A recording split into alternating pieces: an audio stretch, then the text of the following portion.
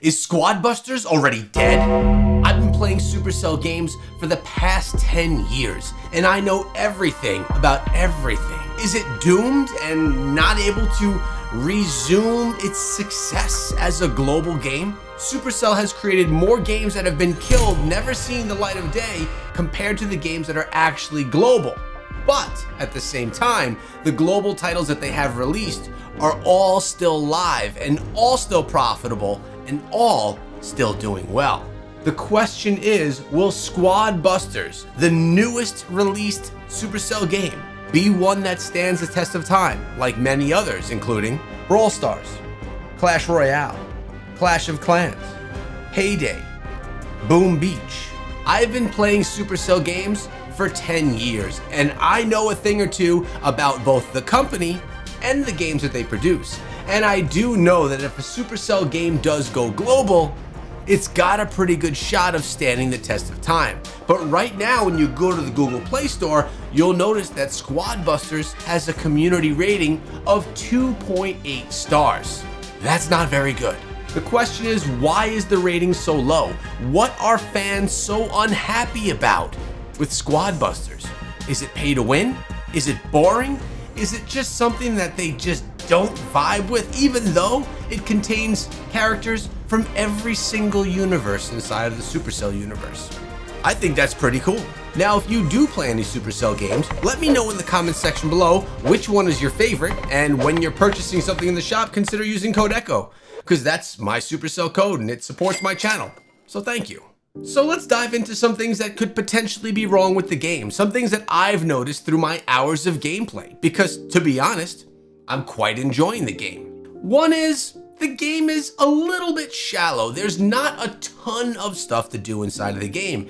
There's essentially one main game mode that has modifiers that can be changed up as you play, which I think is pretty cool. I actually enjoy the simplicity that we get when playing Squad Busters. There's not too much to grind, there's not too much to think about. You could just dive into the core gameplay and enjoy it. This is a key to success inside of mobile gaming. I honestly feel that if something is too difficult in the mobile gaming scene, it will turn off clientele, turn off customers, and make people say, you know what? I don't want to think too much when I'm playing a mobile game. I just want to dive in and have fun. And Squad Busters does that, but for some reason, I think people don't love it. Now, is it the free-to-play squad in here that's kind of hating on Squad Busters? Because if you spend some money inside of the game, yeah, you have better odds of winning.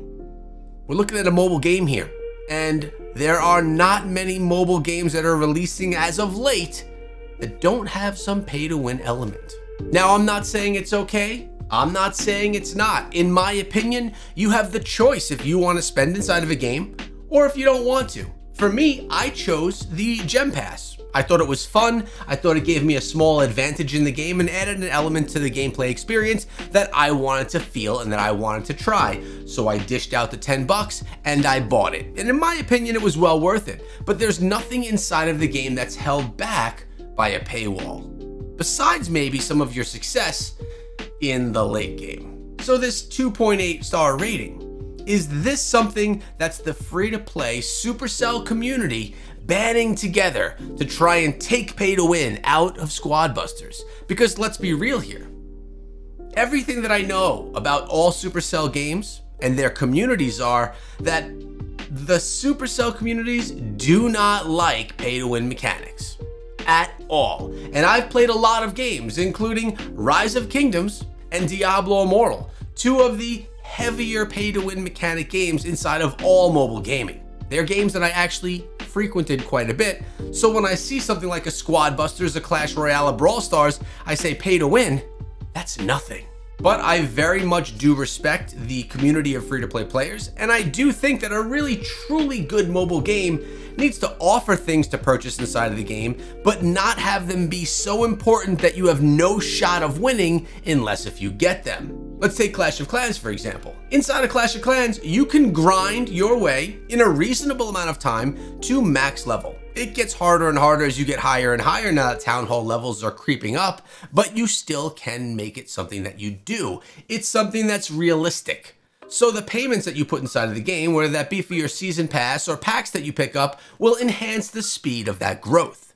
Do you not want to put the time in for that growth? Sure, buy this and it'll help you get there. But you don't gain power over another player giving you an advantage. It's just a speed advantage on how quickly you get there. This is a mechanic I actually like inside of the mobile gaming scene. And it's actually in the PC gaming scene as well.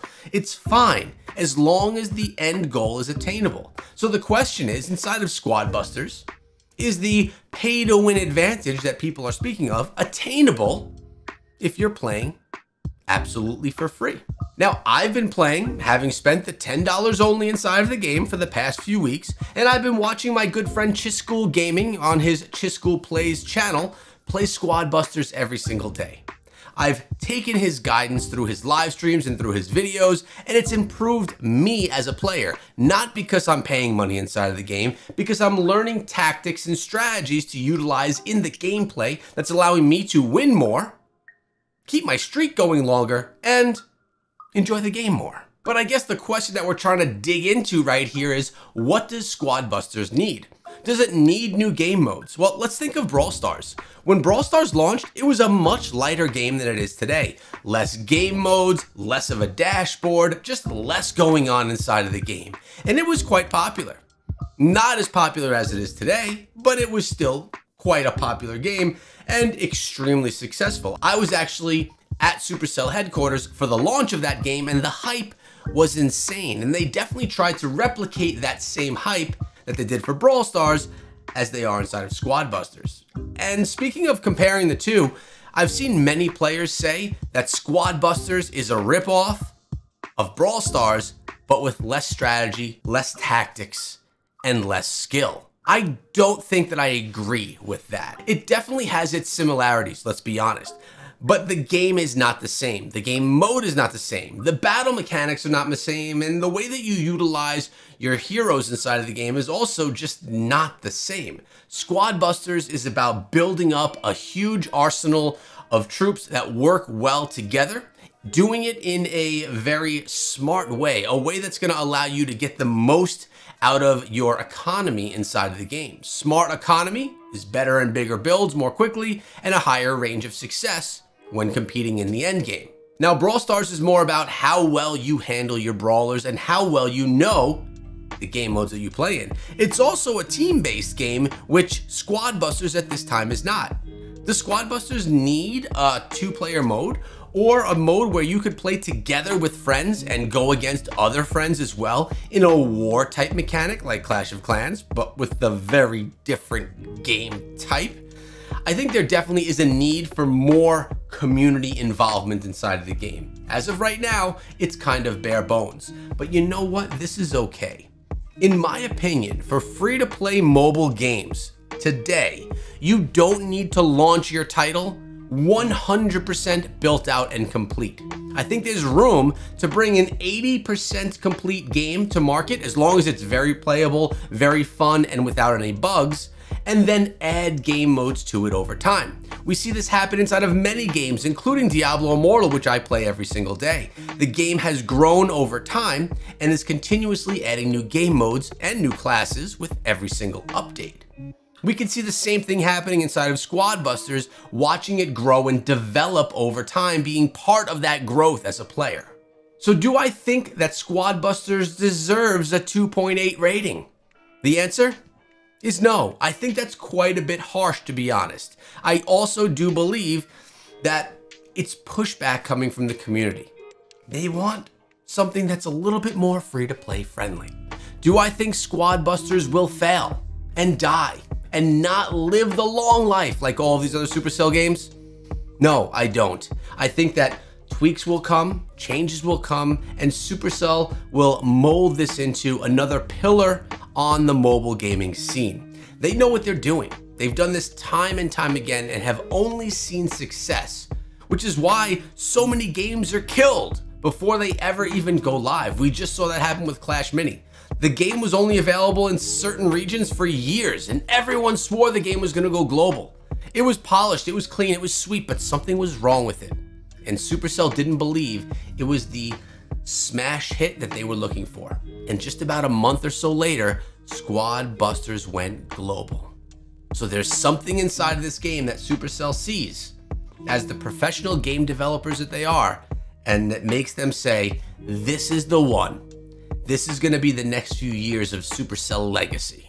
Do I believe that Squad Busters is perfect? Absolutely not. It has things that it can work on, things that it can do better, and growth that it can have. My question to you is, how do you feel about it? I'm very happy and looking forward to seeing what you guys have to say in the comment section below. But in summary, I think the game will only improve. I do not think it will die, and I think the ratings will creep back up over time, and this will be another solid Supercell game.